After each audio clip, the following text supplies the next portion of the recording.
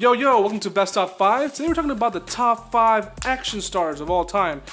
You know, I don't see that many action stars now. Sure, there's Jason Statham fighting sharks, and you have, I think, even Gabrielle Union doing a movie called Breakin', which looks terrible. But there's not that many action heroes. There was a time when there was guys who would just hit it, you know, they would just make these really good action movies. So we're going to mention some that are from now and some from the past. And we'll go up in order from worst to best. I won't say worst, but from best to amazing. So before I get into the list, I have an honorable mention. I really wanted to put him on the list, but I'm not going to put him on the list, even though I have a love for his first 5 films, and that's Steven Seagal. You know, in the 80s and 90s, this guy made some really cool films, you know, Above the Law, Out for Justice, Hard to Kill, Under Siege. They were all cool movies, but sadly now he's just a big piece of lard. And he's just a lard. That's all he is. A lard with a goatee and a terrible painted-on wig. That's all he is now. And he's in Russia. So that was my honorable mention. But number 5 is Tom Cruise. Tom Cruise is a guy who is now 56 years old and he's still doing action movies. Mission Impossible, Jack Reacher, Edge of Tomorrow, Oblivion, and he's doing another Top Gun movie. Say what you will about him with Scientology and all the Dianetics and all that garbage that he talks about, but he does really cool action movies. I haven't seen the newest Mission Impossible movie, but I've heard it's really, really good. I've heard it's one of the best action movies of all time. And I probably believe it because I saw Rogue Nation, and I saw what Christopher McQuarrie did with both the Mission Impossible Rogue Nation film and also with the Jack Reacher movie. And he's a great action director, and I think he would actually be a good director for a James Bond movie. But anyway, Tom Cruise, his first action movie that I can think of from the top of my head was the first Mission Impossible movie, and since then he's done other films. He's not just an action star, he's also a dramatic actor, but I like the fact that he does his own stunts, and it keeps getting crazier and crazier, even so that in the movie Fallout, he broke his leg doing one of the stunts when he's jumping from one building to the other. And he actually does the halo jump. He did it about 50 times just to get it right. That's how committed he is to doing a lot of his stunts. And there's even a sequence where he is flying a helicopter. He actually took helicopter lessons to do the sequence so it wouldn't be done in CGI. It was all done for real. There's even a sequence where he is holding on from a rig and he falls down. Of course, he's been held by a wire, but how do you know if that wire is not going to snap when he falls down and he's being only held by this tiny little wire? It's crazy. So he's number 5 on my list. The movies I recommend that he's done that are really good, of course, are Mission Impossible series, the Jack Reacher movies, Oblivion, Edge of Tomorrow, and of course check out some of his other dramatic films. Number 4 is that's from the terrible movie Judge Dredd, and that's my also really, really terrible impersonation of Sylvester Stallone. Yo, Adrian, I did it! God, my Stallone impersonation is really terrible. Sylvester Stallone, this guy is a definition of an action star. He has done some of the most great and also ridiculous action movies I can think of. He did Over the Top, where he's literally doing arm wrestling for the custody of his child. That's the plot of the movie, and it was made by Cannon. Cannon made some of the most ridiculous action movies. Another one that he did with Cannon, I believe it was called Cobra, where he tells a guy, "You're the disease, and I'm the cure." Boom, he kills him. So that's how I literally, the action heroes of the 80s and 90s were part of the reason why there was a low crime in the United States back then. I can't believe I just said that. It's the most ridiculous thing I've ever said on top 5. So, but no, I love Stallone. Sure, you know, he may not be the most dramatic actor, but I do think he's not giving enough credit. He's done some of the most memorable films I can think of. He wrote and he directed some of the movies in the Rocky series. So these are some movies that, while they're not considered action, they do have fighting in them. And of course, he has the Rambo series, which that is definitely hard-hitting action, which was not intended to be action to begin with. It was supposed to be a dramatic film about a guy coming back from Vietnam, and they turned him into these POW action films, which were later imitated by Chuck Norris in the Mystic in Action series. But anyway, Stallone is a guy who, he always delivers for the most part, even in the most cheesiest of films, like Demolition Man. Or, you know, it's funny, when I watch Demolition Man, it feels like we're kind of like, that's what kind of like SJWs want. They want this really family-friendly world. And you have Wesley Snipes, who's the only guy who wakes up from the past who actually knows about weapons and shit. So they have no way how to defend themselves. And you have to bring a guy from the 90s, again, a guy who knew how to defeat crime to stop it. You wipe your ass with shells. With the three seashells. I still don't know how that works.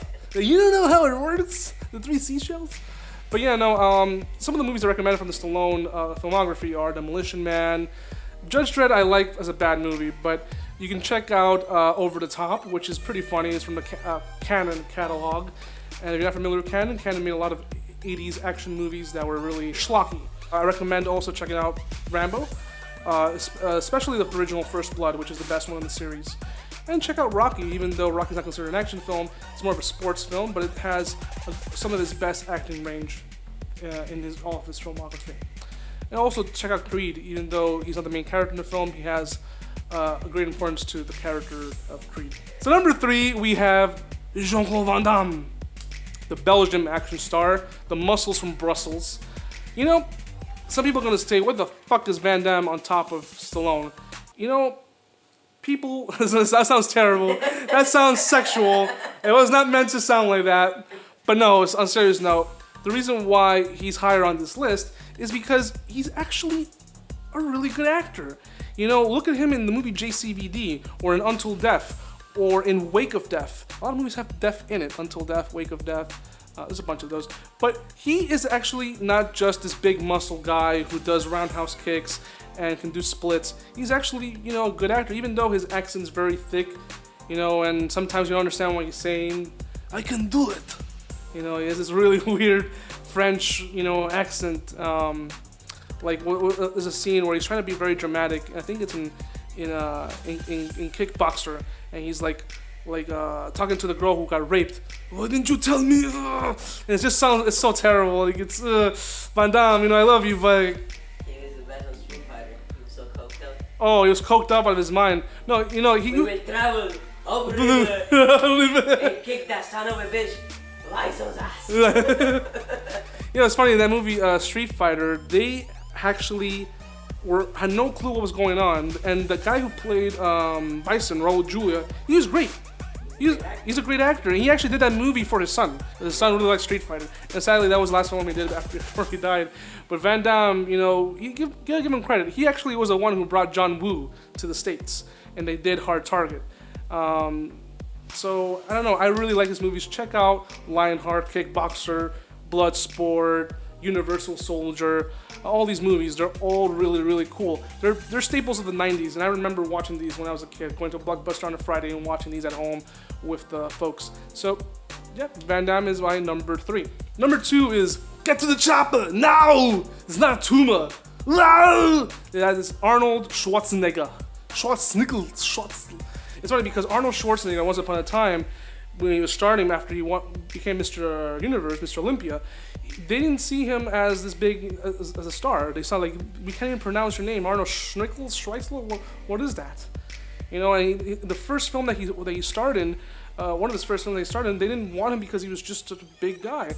And little do they know that this guy would become one of the biggest legends of all time. He has some of the most classic action films: Terminator, Predator, Commando, Raw Deal, Red Heat, Total Recall, The Running Man.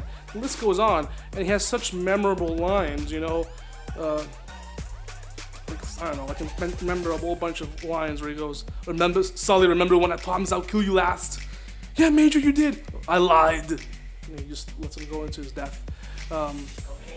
Oh yeah, in Red Heat, this is a movie where he plays a Russian who comes to the United States to work with Jim Belushi's character.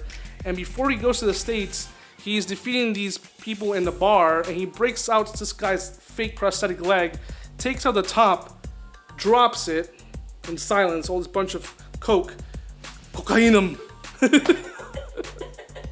It's classic Arnold, man.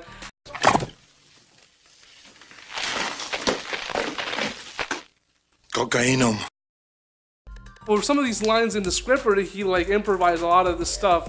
And none of this would happen now. Like a lot of the movies that he's done post Governator, they're not very memorable. Like the Last Stand, and it's trying to like reminisce his olden times, and it just doesn't work. I think like once he became governor, his action hero days soon disappeared with that. But yeah, that's my number 2. I know a lot of people will consider him number 1, and I do love his movies. I think he's great. But number 1, and it's because the reason why this guy is still number one is because he can still do all of the stunts. His movies are still great. And there's Jackie Chan. Jackie Chan is, I don't care what anybody says, but I love almost all of his movies. Even the ones that are like kid-friendly, like Spy Next Door, or the Myth, or all these movies that are not very good. He's always great in them.